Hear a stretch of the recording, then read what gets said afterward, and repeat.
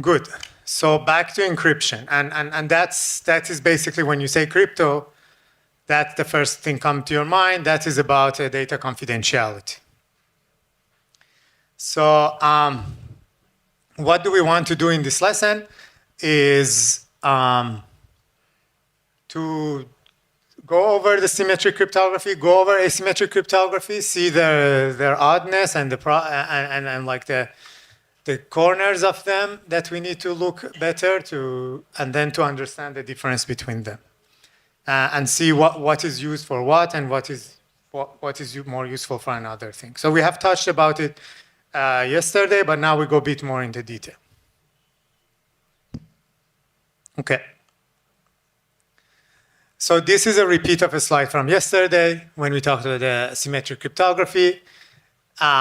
When you need a shared secret, we said this is very difficult in real life, so we have to find a solution to this. But when we talk about symmetric encryption, we don't involve our step at how the shared secret had been exchanged. And we assume just that was exchanged, and from now on, we don't have a secret channel, and now we want to use that to do communication, and we said somehow it's looked like you had a small shared secret, you shared it, and now you want to extend the secret to become basically every data that you send now become the secrets, shared secret between the two parties. So in some sense, we are extending the secret. Okay, this is a better picture. So it's easier to see rather than me talking on everything. So Alice wants to send data X to Bob. They have, oh look, I have this. They have shared the secret before, somehow, we don't know how, but they were able to do it. They have this encryption machine. They feed this to the encryption function. They get this Y, which is encrypted ciphertext. And it will go into the internet, and everybody, NSA and other people, will copy it, try to break it, but finally reach Bob. Bob has the same key, which is used to encrypt, so the same key can be used to decrypt. That is why it's symmetric, because you're using the same key, and then you get the plain text at the end. So if you have this in mind, then when I say symmetric encryption, this picture should come to your mind. Okay.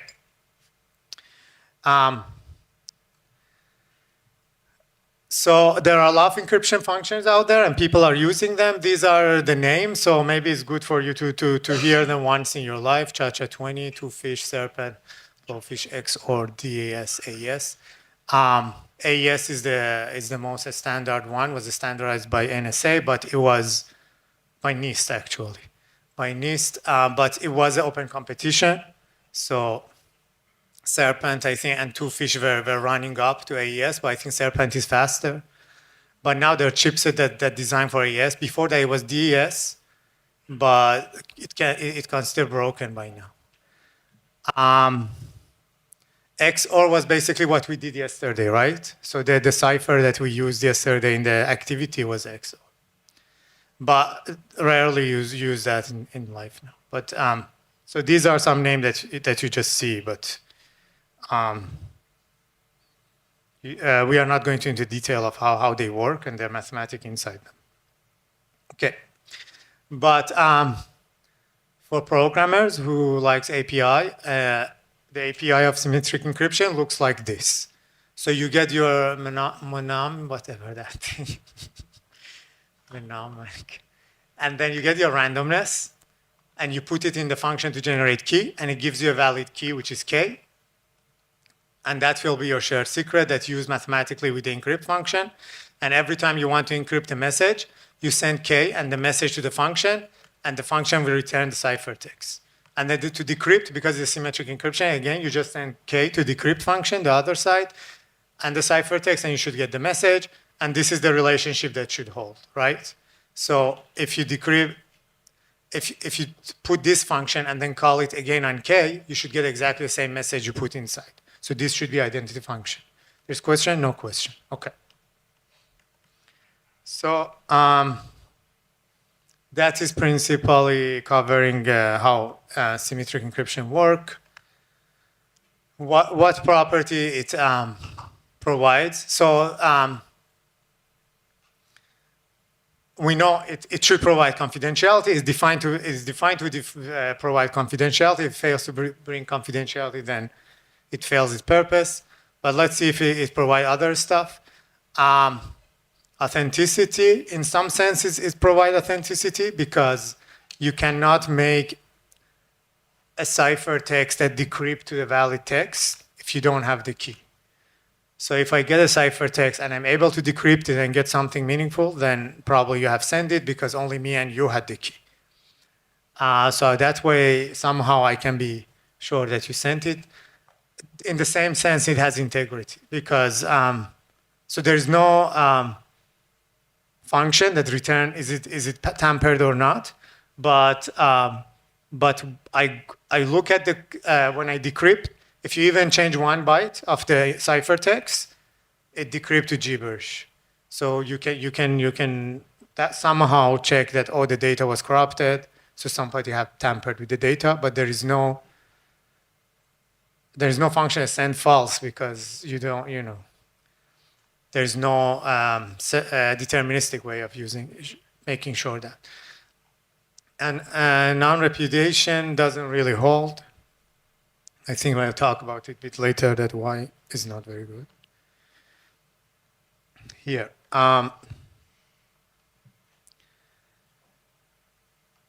So if you can decrypt the ciphertext and you get something meaningful, then that's a mathematical proof that the other side had the secret. But it doesn't, I cannot blame it on you because I had the key and you had the key and this is symmetric, so I could have generated myself. Or maybe more party had the key, so you cannot attribute it to one of them. And the other problem is that only people who has the key can claim it decrypt. So you cannot bring that, if you want to bring it to a third party and say, this person have sent me this text, you also need to share the secret with them. So it's not very useful because you don't want to share the secret probably. And then you share the secret, all other communication will be decrypted. So it's not a very useful non-repudiation. And we have other systems to give non-repudiation. But it's a good mental exercise to check which property is there and which one is not. Mike. Do it. Nice. Score. Touchdown. Can you please repeat There's again extra score for catching the mice. can you please repeat again why it doesn't provide, what was it, integrity? I say what? Yeah, you said why data repudiation, non-repudiation. Yeah, but I can say, so it doesn't, when we want integrity as a coder or as a system person, you need a function that you give this text to it and it returns true or false to say it's tampered with it or not. It doesn't have that property because ciphertext is designed in a way that is indistinguishable from total random text. So when you change a byte, the only way to know that it's not working is to decrypt it.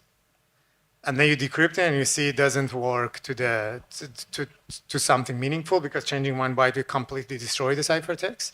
Yeah. And then you know that it's not correct because you see the data is corrupted, but you don't get the evidence that data is corrupted. So using a purely block cipher and nothing else, it doesn't give you. But if you were able to decipher it with the key, okay, so if it was... You always can, like if you use a block cipher, you're something. always able to decipher it. Like XOR yesterday. You could XOR anything and you get something. Yeah. Okay. But if it's tampered with, then it gets something non-meaningful. Yeah, so like if the message was tampered with, then I decipher it, I get a wrong message. Yeah, but it's not like a function that's saying return true or false. So Yeah. that's what we want, and this one doesn't give you that. Gotcha. Oh, Mike, yeah. 1, 2, 3, you did it. Introduce yourself. Sergey here. I don't really understand why authenticity and non-repudiation are on different sets. One is provided and the other not, because it seems to me that the explanation for both is the same. because there are multiple people, multiple parties having the secret, and that's why authenticity is not provided, correct? And basically the same No. Authenticity. So authenticity concerns yourself. So if you are sure that me and you only have the key, and I received the text, and I'm sure I didn't write it, then it should be from you. But if we are 5 people, you are not sure that it's from me. Yeah, but it's authentic in a sense that it's come from people who had that key. The same apply to the digital signature. If you have multi-signature, then you know the signature. Like if you have, anyways. Yeah, that is not the big factor here. The big factor is that you don't get a. So in non-repudiation, you need to prove it to somebody else. That is the big thing. And and you totally cannot because you are also be blamed because you might do it yourself. So, for example, I'm going on a tangent here, but like, you want to slash a validator. They have sent something that wasn't correct. Yeah. The only way to prove that now is you give a secret and say, look, this secret has been sent because the shared key was only between me and the validator. You cannot slash the validator because the validator says, no, he himself made it up. He wanted to frame me. Makes sense, but is it not the same with But authenticity is for me. If I got it from the validator, I know it come from validator because it's come from there, but I cannot prove it to a third party who is not part of the conversation. But if, for example, there's you, the validator, and some third party, you can't be sure that it's not coming from the third party, right? It's either from the validator or the third party. I guess authenticity here, the definition is coming from the people who have the key. And you get that. You get that, but also, again, with that, you don't get the proof. You don't get the mathematical proof. The reason you get it is because it's decrypts. It's very hard it's impossible to make a valid ciphertext if you don't have the key. So that is the definition of authenticity. Okay. Somebody here. I really like, I'm Sukhmeet. I really like the question. I never thought of it in being English as a second language. I think the question was something else. So what, if you may allow, I'll tell him, authentication is you want to do something and you get authenticated. And non-repudiation is, have you done this before? So think of it that way. The process is the same. That's what's the confusion point. But in which one you're proving that you did this in the past, is it you? That's what non-repudiation means, right? Am I closer to the fact or no? I think the audience of non-repudiation and authenticity is different. Yeah. The authenticity, this definition of authenticity is the person inside the protocol wants to know, but he doesn't want to make a proof for outsider. Okay. Thank you for the question. We are going to see an example of thing which we saw yesterday. So this is an XOR cipher. Maybe it was good if we had seen this before doing the assignment, so some people were confused at how XOR work. But this is the XOR cipher. It's the simplest probably cipher that you can see. So I have the key here, which is a binary key. I have this green pointer. It's more classy. So you have the binary key here. Is 1100, and you have your plain text, which is 1010. You XOR it together. So 1 XOR 1 is 0. 0 XOR 1 is 1. 1 XOR 0, 1. And then 0, 0 give you 0. You get this ciphertext, and then you send it on the internet. It comes to the other side.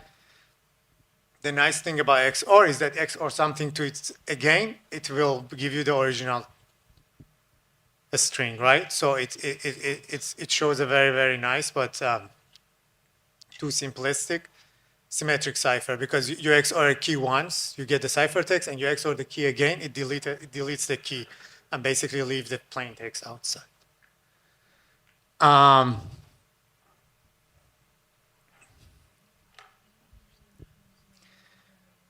Okay, so that is the XOR cipher. It doesn't really be used in real life because we saw how much problem it can cause. Okay, so here we have this warning slide. It talks about So we have the cryptographers have developed a very strong ciphers. We don't know any attack to them, even they are quantum resistant. But if you use them badly, then you end up with a bad encryption that's broken. So we saw one example yesterday, right? Again, one-time pad is unbreakable, but then we used the English phrase as a key. It wasn't random. And then we used it a few times. That was another violation, and you got something that was very easy to break. There are other examples if you use like bad password and you don't hash it and you just use it as a key. So they just need to brute force your small space instead of brute forcing the biggest space of a hash function result, so they can break it easily. And the other classical example is ECB Penguin.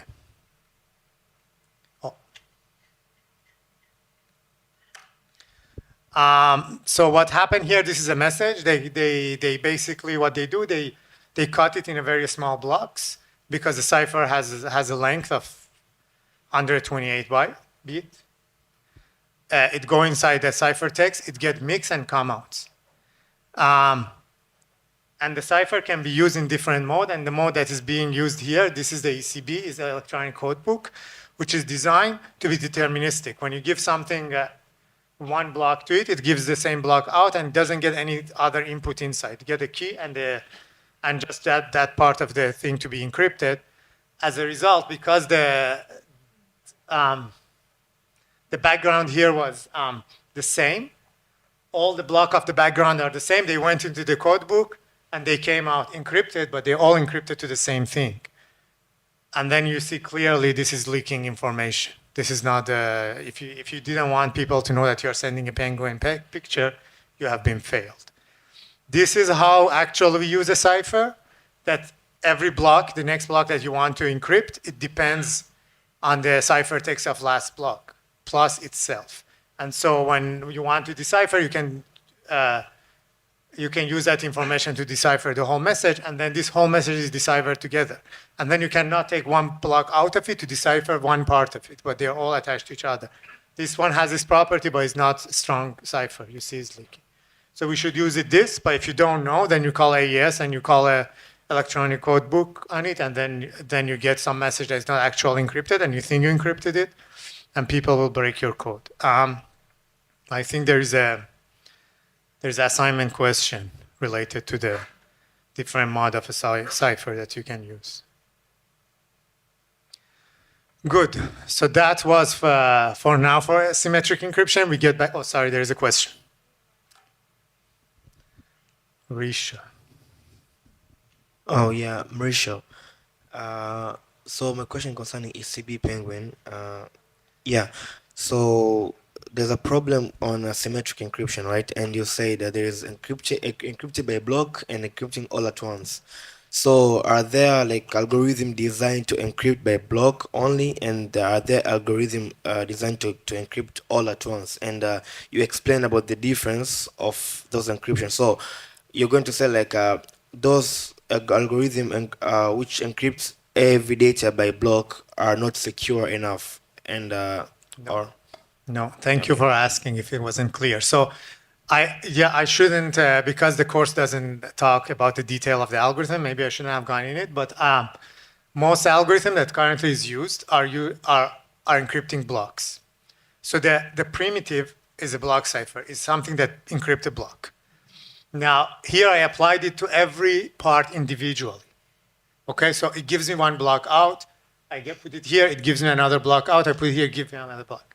Here what I did, I applied it, it gives me one block of data, and then I got the output of that block of data and mixed it with the next data that I want, and then I send it to the block. So it gives me a different block because the input is not the same anymore. I used it carefully. As a programmer, when you go there, you don't see this normally. You see just encrypt, and they are implementing this function. But the API will give you a choice that if you really need for something this function, you don't want them to be correlated, you can call it here. But this is a still block, but the input of the block is different because you use the result from the first block also with the second block. So the input is different. Hey, here in front. Okay. Yeah. So You Tushar introduce this side. yourself? Tushar. Okay. Sure. So what I understood from it is that that in the second image all at once we have the block encryption, and then the next block is having the first and the ciphertext of the first and the its own, right? And we Something like that, yeah. Yeah. But I wanted to know, like, is it possible, or like it? Of course, it will be like, less secure. But does the encryption exist where you take all the full image, like as it says, all at once? So you take the bytes array and then just do it once, rather than doing it block by block or pixel by pixel. No, I mean, the problem is the function will be very, very big. So when you run a block cipher, it runs like AES, it runs a mathematical operation, which if it's going to get a vector of this field, of that big, it needs a computer of huge size, and it takes a long, long time It's to not do that feasible operation. technically. I mean, it's feasible. It will very slow. You want AES. You have a what do you call it? Full disk encryption, for example. Okay. So I have full encryption in my laptop. Every time I write on my hard drive, it uses AES before writing to the hard drive. Okay. It's very important to this cipher to be very fast. Right. If it's going to take 1 second to write 1 kilobyte of data, then how can I Right. download a movie? So Makes sense. it takes a long time. That is why they make them small, so they can be fast. Good. Sorry. Asymmetric encryption. So the big cheers and excitement about this type of encryption is that you don't need to know the other party's secret key. And that was the hard problem in asymmetric encryption. And when this come to play, actually make cryptography much more practical rather than just in the German army or government. So the sender only knows a special identifier, which we called it public key, but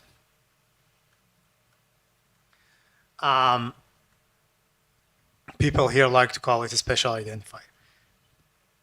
So the message, you get this special identifier and you call a function to use that to encrypt it. And then you cannot decrypt it yourself. You have to send it to the party who has the secret that is associated to this identifier, but it's not the same thing. And then they can decrypt it. And the thing, the big thing about this is that you have a special identifier does not reveal any knowledge about the key in a way that you can decrypt the message with it. That is why they call it public key, because you use it to encrypt and everybody knows it. But you can also call it a special identifier because PBA people like to call it that.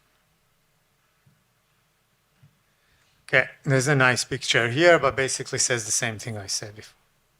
I have the green thingy. Here there's a secret key. You generated it using the stuff that Andrew showed yesterday. And then subkey, you get the subkey program. It puts it in the function and get the public key out of it. This is your public identifier. And you put it out there somewhere on the blockchain, on the public board, somewhere everybody sees inside the browser. And then here, Bob wants to send a message to Alice. If you go look up the public key of Alice and give the message to the function, encrypt it, and send it to the internet where everybody sees it. And Alice gets it. Alice has access to the secret key, so she can decrypt the message. You can do it many, many times and still stay secure. Okay? So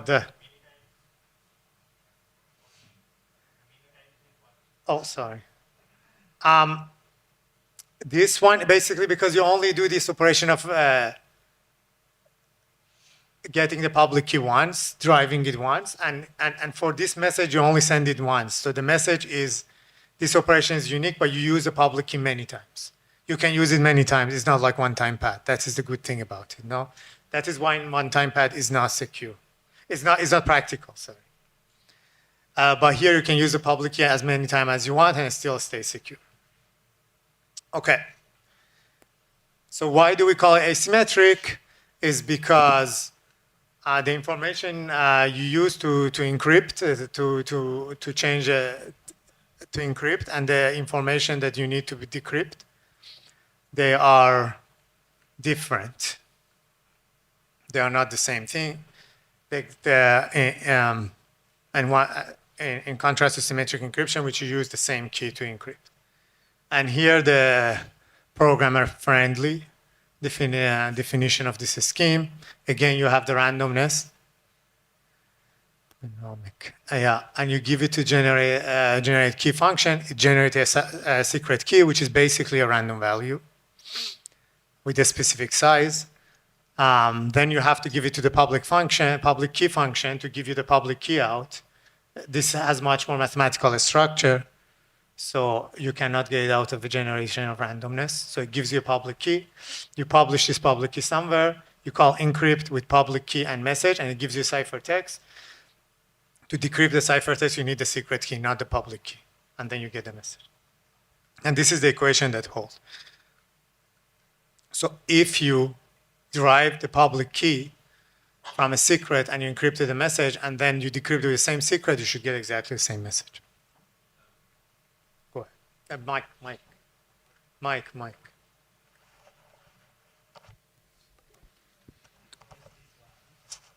That was a miss. It's okay. Just to be clear, like there's two parties involved in the communication, right? And party A, well, Alice, Yes. Generates a public key using her secret key, publishes it, and then Bob has access to the public key. With right, like everybody else in the to internet. Alice's public key, and everybody else has access to that public key. And then, but Alice doesn't encrypt the message that she sends with her public key. Yeah, right? because she doesn't want to send message to herself. Though, Yeah. Like if you have a data on your computer and you want to encrypt it, you can you- use your own public key. So basically, Alice sends message to Bob using Bob's public Public key. key, yeah. And Bob deciphers the message using his secret key. Secret key. If it's a two-way Yeah. communication, Yeah. yeah. Usually we are random people on the internet, for example, you connect to a server, the server has a public key, but they don't expect to know you, so you don't have.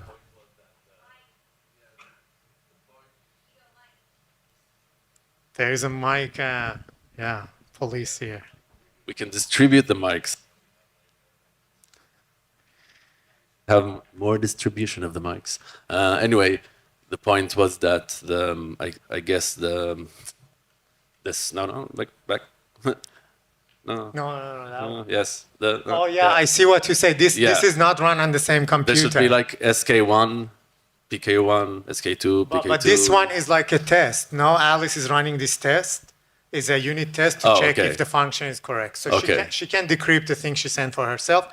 Yeah. But usually you don't do this on the same computer. Here, after you encrypt, you send it on the internet, somebody else run it. But this is look like a unit test. That just to check if the function works. Okay. Good. Yeah. So now we are here. So it gives you confidentiality. Maybe it's slower and maybe it's harder to make it more secure. And it's not quantum resistant, but still confidentiality. But it doesn't give you any of the other one because anybody on the internet can encrypt to you. So there's no guarantee that that person who was it, they can just take your public key and send something to you. So you lose that authenticity and integrity from knowing the key because everybody knows the key. It gives you some kind of integrity. So if somebody sends it to you and then again somebody else tamper with it, which now it become another point on the curve. That was something came up yesterday. You still you can decrypt it because it's another point on the curve, but you get gibberish again. So you know somebody sent something and then the other person has tampered with it. There is a question here. Yeah. Hello, it's Carla. In terms of the More close to your mouth. I in think. terms of the private key, are we talking about what we discussed yesterday, where it's generated from the seed phrase? Yeah. That's the thing. Yeah. So those private keys that you keep them private and you don't tell them to anybody, but then when you run subkey, it gives you a public key. That one you post everywhere, or you put it on blockchain or give it to somebody to pay money to you. But the private key that you generated from the seed, you keep it for yourself. It's the same Okay. private key that we talked about. Okay, Yeah. thank you. Hey, here.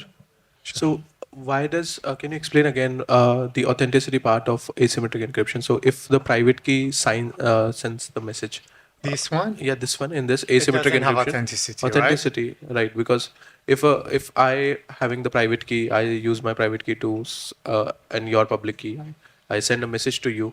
So you could know from my public key that is sent by me. So it is. But your public key, you didn't use it. Sorry? You didn't use your private key. How did you use your private? How do you send your public? You attach it to the message? No, but How do I know it's related to? How do I know it comes from your public but key? we assume in the previous slides you told that there's a public board or blockchain or somewhere that you Yeah, have so your public everyone is there. Cool. on the internet. But there is no way in the encryption that the encryption function doesn't take your public key, right? It's only get the public key of Alice.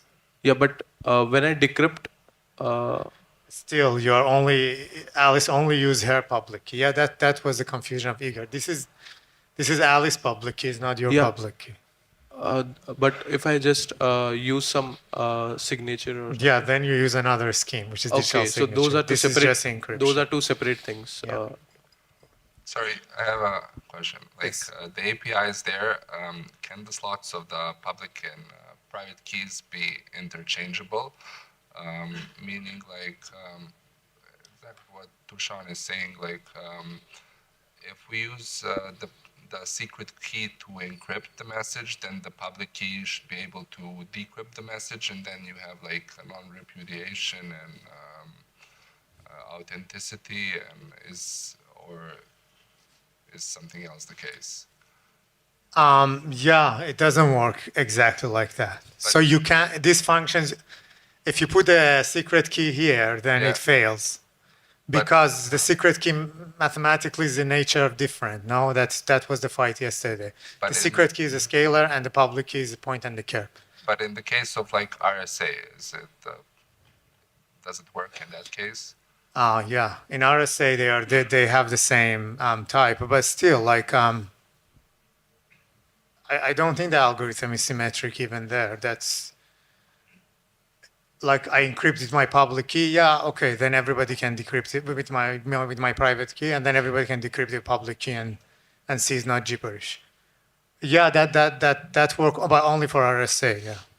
Okay, so it's only specific for RSA. Yeah, with the elliptic curve doesn't work. And the other thing, as he said, the digital signature are much better in stuff. It give a true or false. So we use those mostly. Okay. So it gives us confidentiality, but it doesn't give us any of these because everybody internet can do it. Oh, another question. Go ahead. Question. How do you identify the authenticity of the one sending the message, considering the previous slide? This is right. No, the other one, the other one, Which one? the previous one, This one the one with the boxes. with the box. Yes, This this one. one. So how do you guarantee the authenticity of I the message don't. one? You I don't. That's why. You Because don't have these it. people, all of them have access to the public key. So this one doesn't have any authenticity. There is as no of- authenticity. Okay, got Everybody it. can send a message. Everybody can send you gibberish, and you don't know if they send gibberish or somebody in the way changed it to make it gibberish. So it doesn't. Hi, Mario. Also a question about authenticity. If I understood correctly, yesterday we talked about symmetric and asymmetric, what we're talking about here today as well. And we said that asymmetric was more secure. Did And we? I thought we said that. If not, I'm totally mistaken. But I see now that if I look at symmetric, one of the first slides, you said that authenticity is Yeah. provided, but not here. Yeah, so it doesn't because first of all, I don't say secure, not secure, because security is very, very dependent. So I can get a very, very big cipher, so it's much more secure than any public key system that you want, or get a very big public key asymmetric system and become more secure. So the definition of security is very dependent on entropy that we say, like how much you have to work to break the system, and that's very dependent on the length of the system. So I don't say what is more secure and less, but for this, like a similar length security, symmetric is faster. That is what I claim. Yeah. And then I said asymmetric crypto gives you much more flexibility. So you can do much more stuff with it, except just not just providing confidentiality. The thing is that so asymmetric crypto is not just asymmetric encryption. There's other thing that you can do with it, which is one of them is digital signature, and that will give you all the other properties. So you use them together, maybe encryption and the signature together.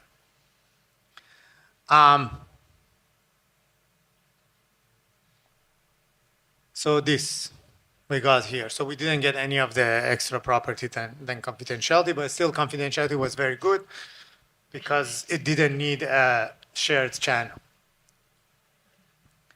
So one thing that we use a digital signature for, asymmetric encryption for, is to exchange keys. That was what we are very excited about, because we can exchange key using asymmetric crypto, and then after that we can use symmetric crypto to encrypt as much as we want, fast and reliable. This is example of how key exchange works. This is Diffie-Hellman key exchange. There's a RSA key exchange, but pretty much replaced with Diffie-Hellman key exchange because RSA key exchange doesn't have forward secrecy. Go ahead. Sorry, I just want to confirm my understanding, because I always thought asymmetric means that I can encrypt with private key and decrypt with public key, and also if I encrypt with public key, and then I can decrypt with private key. But You mean the reverse? You can encrypt with public key and decrypt with a private key. But not encrypt. So you mentioned only specific asymmetric algorithm like RSA can do it reversely, but asymmetric encryption, as a general term, does not mean that I can encrypt with private and then decrypt with public. Is that? Yeah, you cannot. Even I don't think RSA digital signature algorithm is the same as RSA encryption. So I don't think people use like you can, in theory, encrypt with the private key and decrypt the public key. And public keys on RSA, they are usually small, and the private key is big. So if you do that, then it's easy to break it, because for whatever reason, public key is public also. But I thought that is how digital signature work, right? If I sign something. But now I don't have RSA digital signature in my mind, but the digital signature is used the same mathematical structure, but for example, for a Schnorr or ECDSA, they are totally using a different algorithm. It's different than the encryption algorithm itself. So it's not the reverse of that. Maybe RSA is, I forgot because it's a long time nobody used RSA.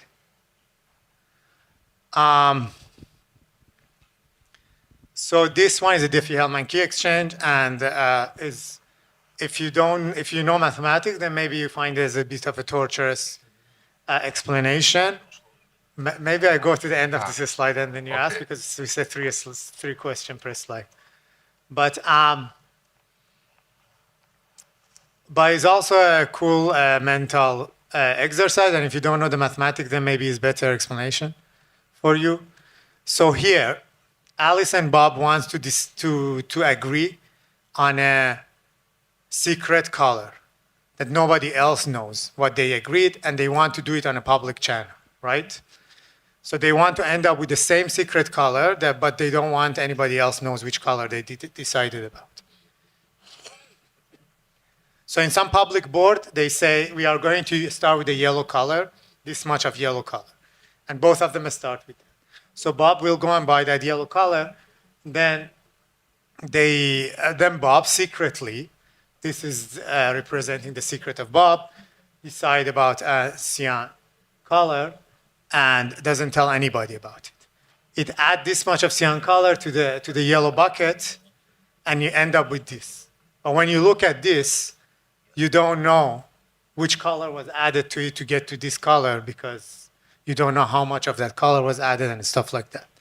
So he put that in, and then this is his public key. And he sent it on the internet to Alice. So Alice will get this color, and people on the internet see this color, but they don't, and they know it's something added to the yellow to get this, but they don't know what was added to it. So it still stays secret.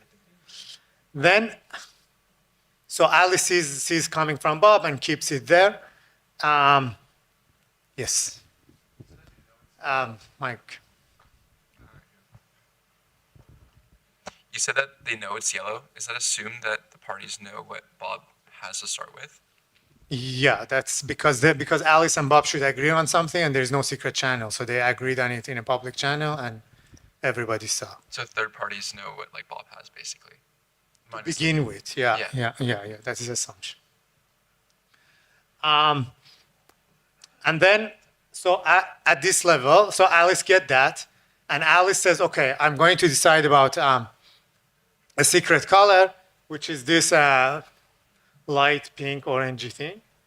This is secret of Alice, and he added to this, and and Alice decides this is good, this will be our shared secret. But at this level, Alice knows because she added this to the color bucket and got this pink rosy here, but nobody knows, but even Bob doesn't know this, right? So still we haven't achieved what we want. Alice ended up with a secret color because she added some secret to this, but nobody else knows that. But now she has to find a way to tell Bob to do something to get to end up with the same color. There was a question, sorry. Who was it? I don't know. Let's go here. How does Diffie-Hellman prevent like man-in-the-middle attacks?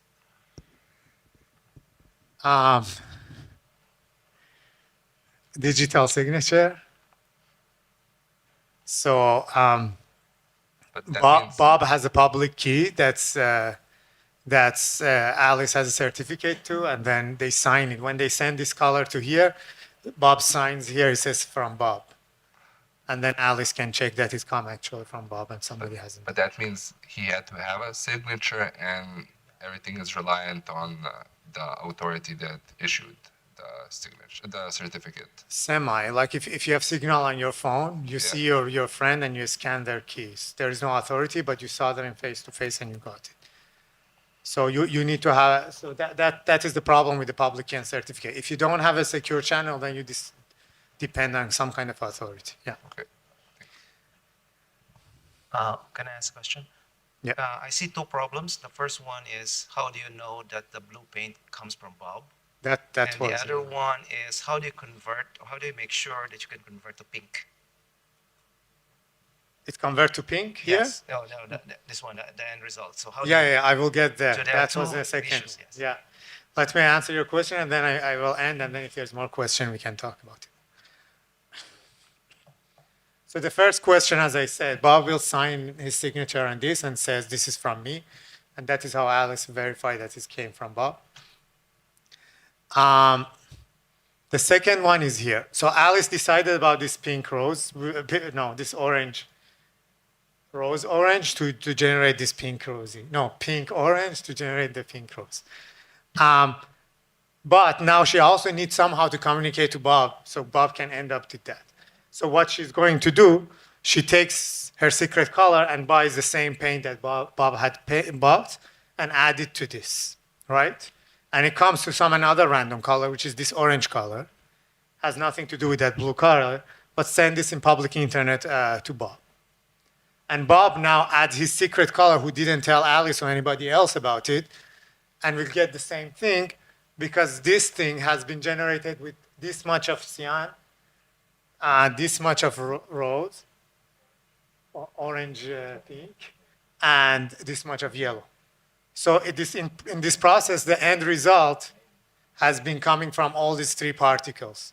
So they get to come equal without the fact that Bob didn't need to tell them their exact secret key and Alice didn't need to. So Alice basically blind his key by mixing it with the yellow so nobody else can see it. Okay, question.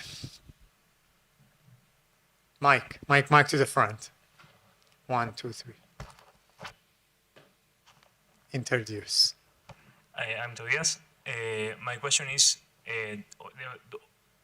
like all this process is done by asymmetric encryption, but you end up with a common secret. Could you use them for symmetric encryption? And basically you are establishing like a secure channel this way without having to, well, we said before it was very difficult to do. I didn't get the last sentence, if you have it. But I Yeah, can answer the basically, first one. could we use this to establish a secret channel with the common secret for Yeah. symmetric encryption? Yeah, that is the good thing about symmetric encryption. The symmetric encryption keys, they have no structure. So the moment you have something random, even if it doesn't have a good randomness, which it has, you can just hash it. And then, so they make the idea, they say, when you got this random color, hash it, and then use it in symmetric encryption. So that is how it works. You can even use it for the asymmetric encryption also. As long as you have randomness, something that look random, then you can make a key. Oh, more question here, Igor. I still don't understand, like maybe, like what you mentioned, the man in the middle option, like. Yeah, man in the middle option needs digital signature. Okay. Like basically, if someone is able to intercept the messages, like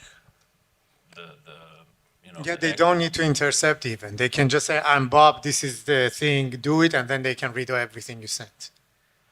What I'm saying is that like they send the mixed keys over a public channel, right? So If they someone, listen to it, they don't get anything out of it, right? So they cannot undo this. They can look at this and they cannot undo it. But what they are going to do, they are going to call themselves Bob Prime, but you have no idea they are Bob Prime, and they choose another color, and they send it to you as they are Bob, and then you believe it, and you add your color, and you get the secret for this man in the middle person. So that you get a different secret. Bob get a different secret. They establish the same thing with Bob, and then they get your messages. They encrypt it with the second secret to Bob. So Bob will get the message, you get the message, and they read it in the middle.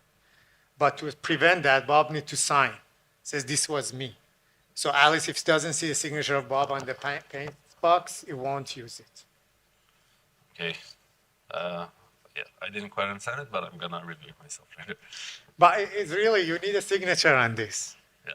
You get a box in the post, but the color doesn't have Bob's signature on it, you don't open it, you Okay. throw it out. You need a digital signature. Without that, this system is not So secure. this method Is not secure against man-in-the-middle Okay. attack. Yeah. That's fine. Back on the back, somebody in the mic.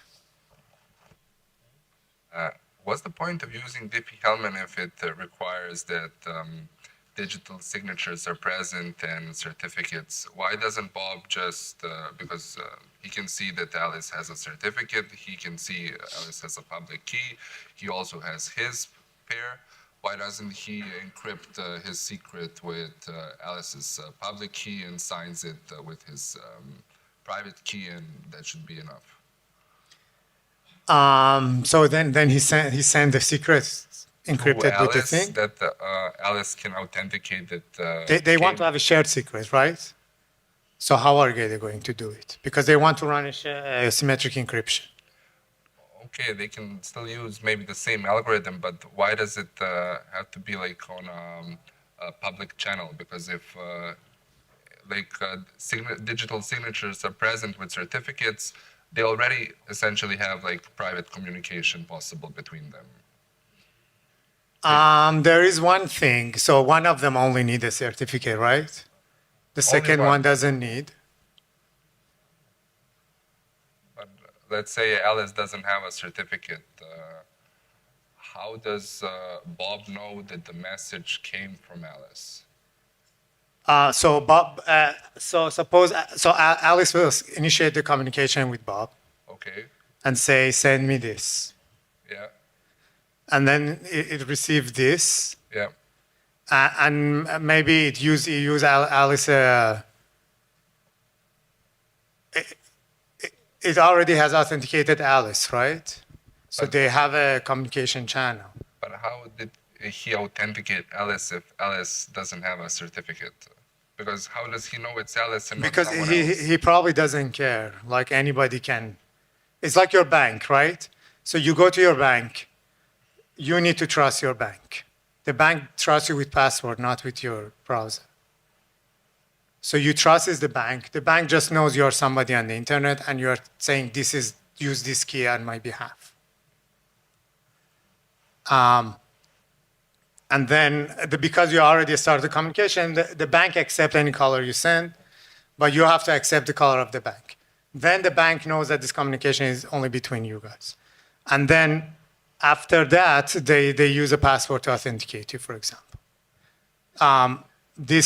This is what happened in real life. So you can use a certificate from the client side on the browser, but usually people don't. Like you don't generate a certificate. Normally you don't generate a certificate. You have a password after you do it, but still the bank, the bank is correct. The bank doesn't know who you are, but still he knows he's talking to the entity who gave them this bucket.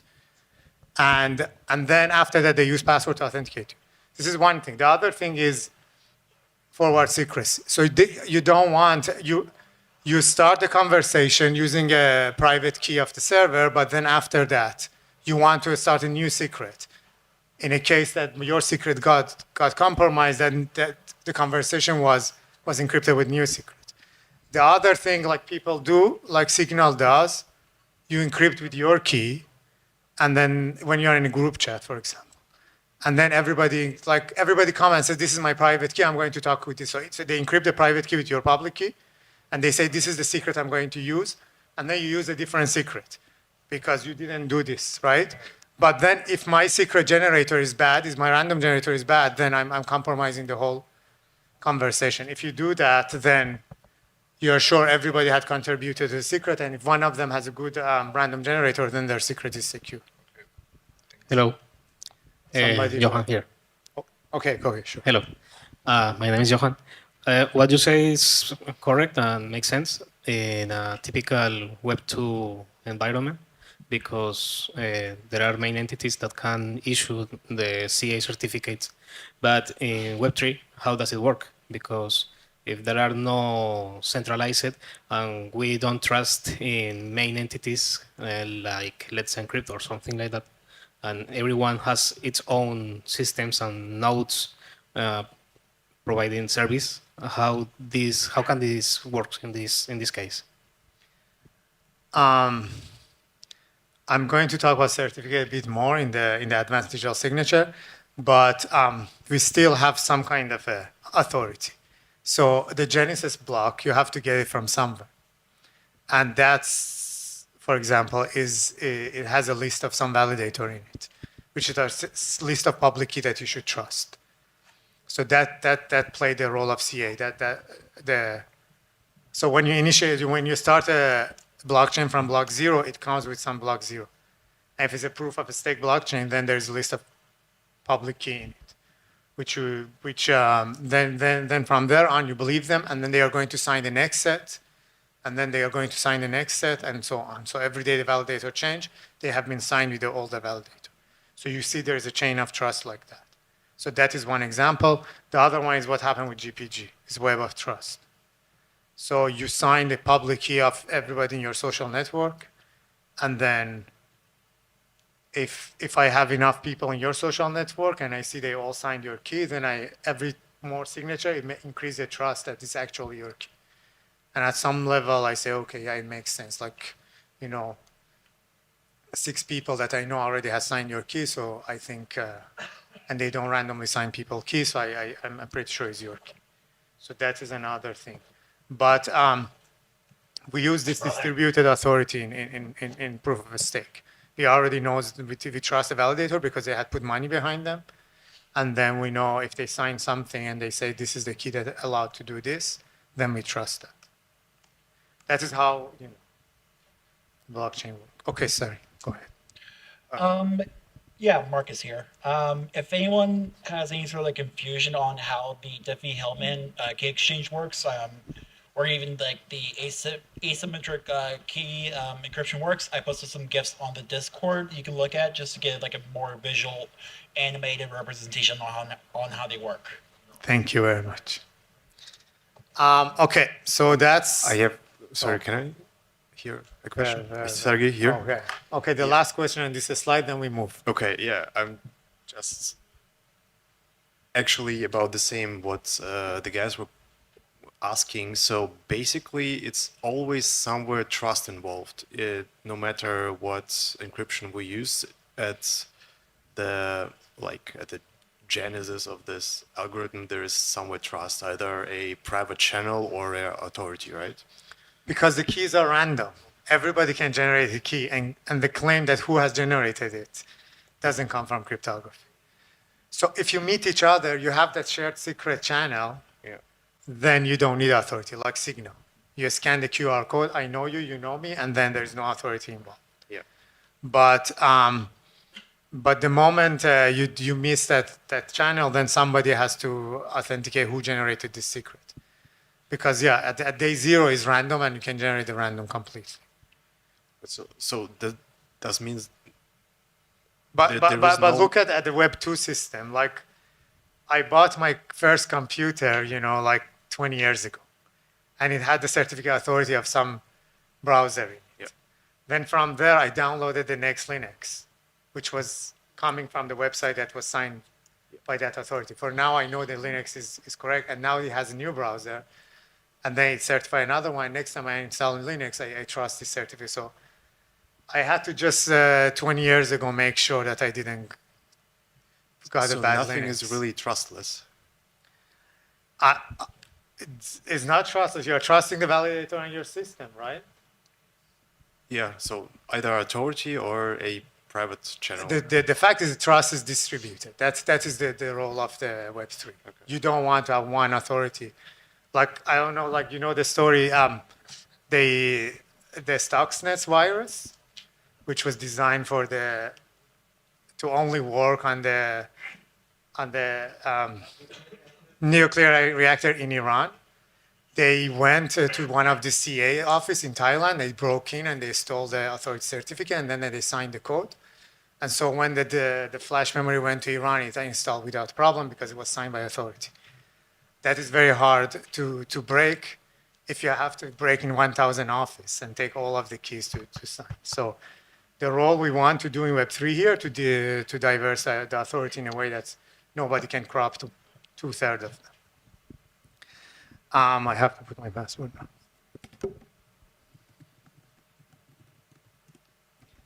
Okay. Go back to symmetric encryption. So what happened here, people really wanted integrity. So here there's again the discussion we had this morning comes with the random word of when we call authenticated encryption is about the integrity of the message. So authenticity, when we talk about in cryptography, we mean the authenticity of the origin. But when here we talk about authenticated encryption, we call about authenticity of the message, which is the integrity. So what happened is people always use encryption, but they found out that every time they encrypt something, they also want this function that returns true when the message is not tampered with. So they wanted, and they saw that everybody who encrypts in the symmetric encryption needs a way to verify the authenticity of the data. And so they came with this integrated solution. And that's, there's many ways of implementing it. I put a picture of one way that is most common to use. And that is how it works with hash function. It's very similar to what Andrew said yesterday about the checksum of the key, but this is cryptographically secure. So, but what happens is that you encrypt with one key, and with another key, which could be derived from the first key, you run a checksum. And basically, you put the ciphertext inside the hash function and the key, and you mix them, and then you get message authenticated code. That is the definition of message authenticated code. It comes from a hash function. And then if you change one bit of the ciphertext, the result won't match with the MAC, but you need a key to verify that. So that way, then you have a deterministic function that tells you, oh, somebody had tampered with your encrypted data, and then you won't accept it. There's another variant of this, is authenticating encrypted with associated data. So again, people said, okay, we are encrypting and we are implementing the integrity test. Sometimes we want other data that is not encrypted and run authenticity test on it. And they made primitive. So there's a toolbox that I said, we are going to toolbox and take tool. And one of the tool is AEAD. That you, it encrypts some data, but also gets some additional data and attach it to this encrypted data, but this data is not encrypted. But the recipient can check if that non-encrypted data is also tampered with or not. So one example of that you want to send encrypted data to a specific IP. You cannot really encrypt the IP because it's needed for routing and people don't have your shared key, so they need to route it. But when the recipient gets it, they see that they can verify that the IP was actually for them and it's not somebody else's message. Another example of it is when you need a data for some kind of a system operation, but you also still need that, so you cannot encrypt it, but still you need that data to be authentic, the integrity of it be verified.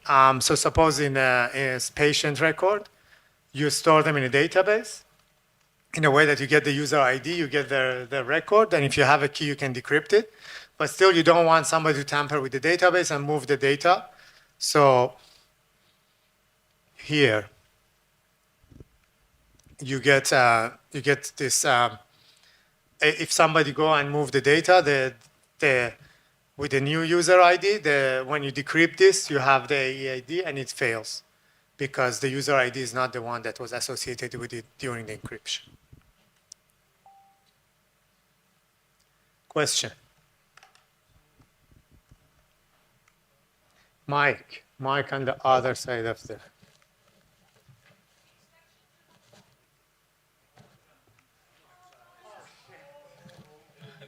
How was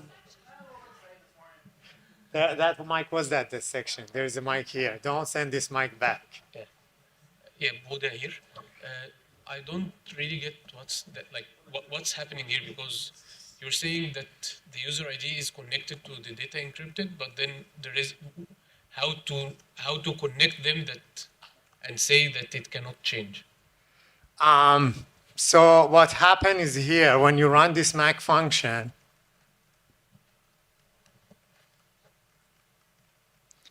Here you get the encrypted data into the hash function. You also get the user ID in this hash function. Okay. And then when you send the ciphertext, you send the MAC, and you send the user ID. And then if somebody tamper with the user ID, then the hash function doesn't match. The MAC doesn't match because the MAC also includes the non-encrypted data. Okay, and what's the key to in this diagram? This one, the second key. Yes. Usually, this is the key for the symmetric cryptography. Usually, they run a derivation algorithm, like those that Andrew talked about yesterday, and you drive a new key and you use it for this. In theory, you can use the same thing here, but because you're putting in a hash function, you don't want the attack to the hash function be applied to the attack to the. So if your hash function after a few years fails, you don't want people to recover the key and decrypt the thing. So they do a hard derivation and get a new key. No, just a second. Do we encrypt the hash function itself? So we don't encrypt the hash function, but we attach the key before to the value that goes to the hash. Okay. Yeah. So so that way the attacker cannot fake a hash because they don't have this key. But we derive it from the key so you don't get an attack. Thank you. Another question from this section. Yeah, Risha. So authenticated encryption and AEAD, they're kind of relating, right? And concerning authenticated encryption, the key derivation, key 1 and key 2. So because the mark kind of acts as a checksum, right? For Yes. for the ciphertext. Yes. And also there is a user ID attached to the mark. No, a user ID attached at the end, and there's a mark and the ciphertext, right? It goes inside the hash function. Okay, inside. Okay, so if we decode the ciphertext but then we don't have the key 2 because the pre-image of the hash function included the key 2. So if we decipher the ciphertext and we kind of hash the server and to kind of check the checksum, it is or like Yeah. it won't match. So, if you don't want to make it complicated, you can share a key and divide it by half and use one for encryption and one for hash. But but you can also derive key 2 from key 1, so they can be related. Okay. So if you have key 1, you can get key 2. But a random person who don't have key 2 does not have access to this verification. Also, in that area, like the person deciphering has key 1 also. Yes, the person who verify has key 1 and key 2. The person who does not have key 1 or key 2, they cannot verify. Okay. Yeah. I also have a quick question. I'm sitting in the middle. Sorry, yes. Hi. Mario. Yes. Now, every computer has a unique identifier, also called MAC address. Is that the same thing, or is it a little bit different? This is not that MAC address, but they are related to each other because I don't know what is the abbreviation for that. But this is probably HMAC from the hash message authenticated code. I don't think that. Yeah, they might be related, but not in this way because you can freely change your MAC address, right? No, you cannot change a MAC address. I have a command here. I can fake a new MAC address. Okay. But you still get the communication. Yeah, I mean maybe at the beginning that was designed to not be changeable, but the operating system can fake it. So. Hey, here. Hi. Okay, the last question. And Yeah. this is So, can you open the diagram again? Sorry. So in this, like in the hash function, we don't pass the encrypted data, but we pass the plain text, right, to hash. We hash the plain text in the hash function. No. right? You see, this is the example I gave. I'm hashing the ciphertext. You are hashing the ciphertext. You could also hash the plain text. That is another secure way of doing it. Yeah. The problem is that the recipient has to decipher before it find out if the data is valid or not. Yes. So they can get in a DOS attack. That they send a gibberish ciphertext and then this. And how does the because these two are two different data points that I get. One is ciphertext, this is MAC. How does, when I am the receiver, I would associate these two together? Like you will tell me both the data points, or how would I know? Because it is on the public I network. think what will happen, I know that ciphertext is 128 byte, 128 bit. So I said the first 128 bit is ciphertext, and then the rest of like another 128 bit is the MAC. Okay. But I don't send really MAC for every block. So I say 1000 bytes. Yeah, because MAC is a ciphertext fixed and size. have 32 byte of the MAC. Yeah, ciphertext would be long and MAC would have a fixed size because it's hashed. Yeah. Okay, thanks. Okay, now we can go ahead. So that was the example I used. So somebody in the hospital can mess up with the data and you will detect it. Okay, so in real life, as we said, with the key exchange, we are going to use all this primitive together to get the best of all worlds. So we use public key encryption to exchange secret, and then after that we use secret to do symmetric encryption, and we also use that secret to derive another secret to do authenticated data. So we can get all the benefit of everything, which lead us to this fun table. Just to practice of our understanding of this concept. As we saw, everybody has confidentiality. That is what's designed: symmetric encryption, asymmetric encryption, and authenticated symmetric encryption. All of them give you confidentiality. That is their purpose. We saw that symmetric encryption gives you some kind of authenticity, which asymmetric doesn't. But then here you get authenticated encryption. But authenticity is the same for this because the authenticated part is for integrity, it's not for the origin. And there should be a star on the last one. I don't know why it's not there. Integrity only comes after you use authenticated encryption with the MAC. And none of these give you non-repudiation. We need a digital signature for that, which is the subject of the next lecture. Okay, that was the encryption module. Any question? If you have a question, if there's a question, oh, there's a question there. Yeah, there's a mic already in that section, right? The last person asked question had a mic behind you. Yeah. Yeah, I had a question about the slides with the sorry. two keys. Somebody else behind you had a question, but we can go back there. So keep the order. I think you got me. I think it's just like a question in terms of semantics. Again, with the definitions previously, I don't know if you can go back real quick. Yeah.